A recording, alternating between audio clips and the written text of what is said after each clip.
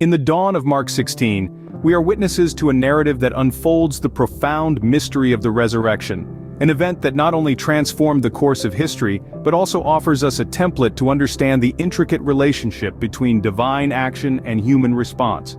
This passage invites us to reflect on the dynamic interplay of faith, morality, and divine providence, providing a rich tapestry through which we can explore the essence of our spiritual journey.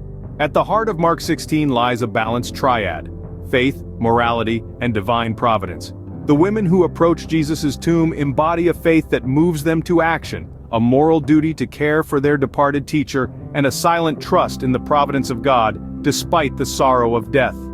This balance is a beacon for us, illuminating the path through our own trials and tribulations, reminding us that faith, action, and trust in God's plan are inextricably linked.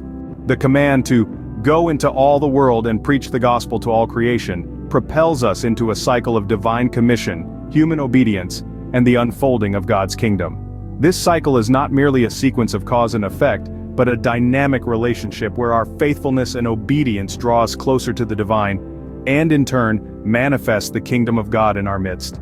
The promised signs following the believers are a testament to this divine feedback loop, where our actions in faith yield a greater unfolding of God's presence and power in the world. The resurrection itself is a cause for both celebration and reflection, marking the beginning of a new understanding of life and death. It causes a ripple effect, challenging us to mission and testimony. Yet the resurrection also reverses our human expectations, presenting a divine mystery that our logic can scarcely comprehend, but our hearts can deeply know.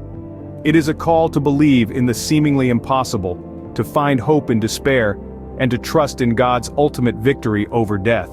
The indirect paths of God, as demonstrated in the unfolding events of Mark 16, beckon us to trust in the unseen, to believe in the resurrection, even when we are confronted with the empty tomb. This indirection is not a cause for doubt, but an invitation to faith, urging us to see beyond the physical and to believe in the spiritual realities that God unfolds before us. The Great Commission is an inclusive call, inviting all who hear to partake in the spreading of the good news. This inclusivity stands in stark contrast to the avoidance of disbelief, a reminder that our actions and beliefs are interconnected, and that to turn away from one aspect of this divine triad is to risk turning away from the fullness of God's plan.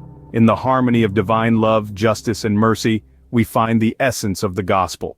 The resurrection is the ultimate expression of this harmony, a divine act that reconciles humanity to God, offering us a model of how we too can live in harmony with God and with one another.